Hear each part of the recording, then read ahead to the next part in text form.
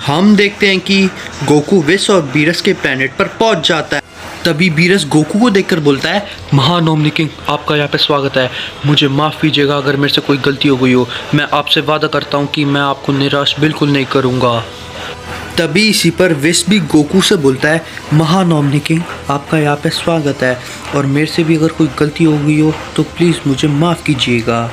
तभी इसी पर गोकू विस और बीरस से बोलता है, हे लॉर्ड बीरस और विस, आप मेरे को महान ओमनी किंग ऐसे मत कीजिए, इसकी कोई ज़रूरत नहीं है और मैं जो भी हूँ इस वक्त मैं सिर्फ आप दोनों की वजह से हूँ। अगर आप दोनों आज यहाँ पर ना होते तो शायद मैं ओमनी किंग क्या, मैं कभी सुपर सन गॉड तक भी नहीं पहुँच पाता। तभी इसी पर बीरस गोकू से बोलता है, महान ओमनी किंग, आप मेरे को बताइए मैं आपके लिए क्या कर सकता हूँ, आप जो बोलोगे मैं वही करूँगा।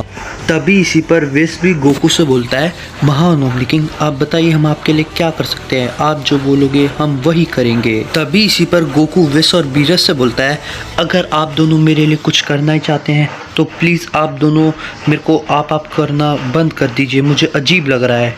तभी इसी पर विस गोकू से बोलता है, मुझे माफ़ कीजिएगा मेरे महान ओमनी किंग, लेकिन हम ऐसा बिल्कुल नहीं कर सकते, ये रूल्स के खिलाफ है, हम अपने महान ओमनी किंग की बिल्कुल भी डिसरिस्पेक्ट नहीं कर सकते। तभी इसी पर गोकू विस से कहता है, ठीक है विस, जैसा तुम्हें लगे, अगर ये तुम्हारे रूल्स के खिलाफ है तो तुम्हारी जैसी मर्जी, तुम मेरे को कैसे भी बुला सकते हो। तभी इसी पर विस गोकू से बोलता है, आपका बहुत बहुत शुक्रिया महान ओमनी किंग, हमें ये सहायता देने के लिए। तभी इसी पर गोकू विस से बोलता है, हे विस, मैं ज़रा अपने प्लेनेट अर्थ से होकर आता हूँ, ज़रा मेरे को ये खुशखबरी सबको बतानी है और मेरे को वेजिटा से भी मिलना है, मेरे को उससे मिले हुए बहुत टाइम हो गया। तभी इसी पर विस गोकू से बोलता है, जैसी आपकी इच्छा हो हमारे महान ओमनी किंग। तभी हम देखते हैं कि गोकू विस से कहते ही इंस्टेंट ट्रांसमिशन की मदद से यूनिवर्स 7 की तरफ निकल जाता है। तभी इसी पर बीरस विस से कहता है, हे विस, हमें ध्यान रखना होगा, हमारे महान ओमनी किंग बिल्कुल भी हमसे निराश ना हो।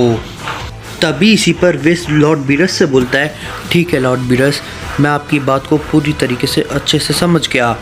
और तभी हम देखते हैं कि हमें एकदम से यूनिवर्स 7 का सीन दिखाया जाता है और तभी हम देखते हैं कि वेजिटा एक अनजान सी जगह पे खड़ा होता है और तभी हम देखते हैं कि वहाँ पे इंस्टेंट ट्रांसमिशन की वजह से एकदम से गोकू आ जाता है।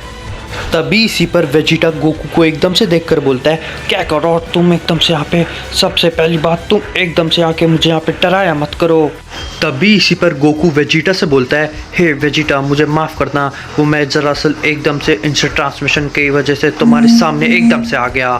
तभी इसी पर वेजिटा अपने मन ही मन सोचता है, आखिर हो क्या रहा है, मेरी बॉडी काँप क्यों रही है एकदम से, आखिर ये कैकरोट ऐसी कैसी ट्रेनिंग करके आया लॉर्ड बीरस के प्लेनेट पे जो कि मेरी बॉडी काँप रही है। तभी इसी पर गोकू वेजिटा से पूछता है, हे वेजिटा, वैसे तुम इतने दिन से कहाँ गायब थे, मैं तुम्हें देख रहा हूँ, तुम आजकल लॉर्ड बीरस के प्लेनेट पे भी नहीं आते हो। गोकू वेजिटा से इतना पूछ ही रहा होता है कि गोकू को एकदम से एक बहुत बड़ी एनर्जी महसूस होने लगती है और फिर तभी गोकू अपने मन ही मन कह रहा होता है कि क्या इतनी बड़ी एनर्जी, मुझे सच में नहीं लगा था कि कोई इतनी बड़ी एनर्जी भी एग्जिस्ट कर सकती है। गोकू अपने मन ही मन इतना सोच ही रहा होता है। तभी वेजिटा उससे बोलता है, तभी वेजिटा गोकू से बोलता है, हे कैकरोट, आखिर क्या बात है, तुम्हारी शक्ल पे 12 क्यों बजे हुए हैं, आखिर क्या बात है। तभी इसी पर गोकू वेजिटा से बोलता है, वेजिटा, मुझे सच में यकीन नहीं होता, मैं एक बहुत बड़ी एनर्जी को एकदम से महसूस कर पा रहा हूँ, मुझे सच में यकीन नहीं होता वेजिटा, मान लो वो एक पल के लिए ग्रैंड ज़ेनो हो, लेकिन जहाँ तक मैं समझ पा रहा हूँ वो ग्रैंड ज़ेनो की एनर्जी नहीं हो सकती क्योंकि वो एनर्जी थोड़ी सी ईवल भी है अंदर से। तभी वेजिटा गोकू से बोलता है, कैकरोट, अगर वो इतनी ही बड़ी एनर्जी है तो आखिर बताओ कि ज़रा कि वो मेरे को क्यों नहीं महसूस हो रही। तभी इसी पर गोकू वेजिटा से बोलता है, देखो वेजिटा, मेरे को सच में नहीं पता आखिर वो एनर्जी तुम्हें महसूस क्यों नहीं हो रही, लेकिन इतना जान लो वो एनर्जी बहुत ज़्यादा भी है और अंदर से ईवल भी, तो इसलिए मुझे जाकर एक बार चेक करना होगा। तभी इसी पर वेजिटा गोकू से बोलता है, अगर ऐसी ही बात है कैकरोट तो मैं भी तुम्हारे साथ चलूँगा, जरा मैं भी तो देखूँ वो एनर्जी आखिर कितनी ईवल है। तभी इसी पर गोकू वेजिटा से बोलता है, ठीक है वेजिटा, जल्दी मेरे साथ चलो, लेकिन एक बात याद रखना, वो एनर्जी बहुत ज़्यादा भी है इतना कहते ही हम देखते हैं गोकू और वेजिटा इंस्टेंट ट्रांसमिशन की मदद से उस एनर्जी को फॉलो करते हुए चले जाते हैं और तभी हम उस शख्स को देखते हैं जो कि यूनिवर्स 7 के अंदर होता है और वो बोल रहा होता है, तो ये है यूनिवर्स 7, तो चलो इससे ही शुरुआत करते हैं। हम देखते हैं वो शख्स अपना अटैक लोगों के ऊपर करने वाला होता ही है।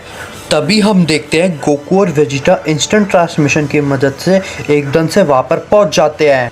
तभी इसी पर वो शख्स बोलता है, आखिर भला अब तुम कौन हो जिसने मेरे रास्ते के बीच में आने की हिम्मत कर दी? तभी इसी पर गोकू बोलता है, आखिर अब भला तुम कौन हो जिसने मेरे यूनिवर्स में आकर मेरे ही लोगों को मारने की हिम्मत कर दी? तभी इसी पर वो शख्स बोलता है, मैं तुम्हें बताना सच जरूरी नहीं समझता बेवकूफ कहीं के। इतना कहते ही हम देखते हैं वो शख्स एकदम से गोकू के ऊपर अपना एक हमला कर देता है और तभी हम देखते हैं कि गोकू उसके हमले को डॉज कर लेता है, लेकिन वो थोड़ा पीछे हट जाता है।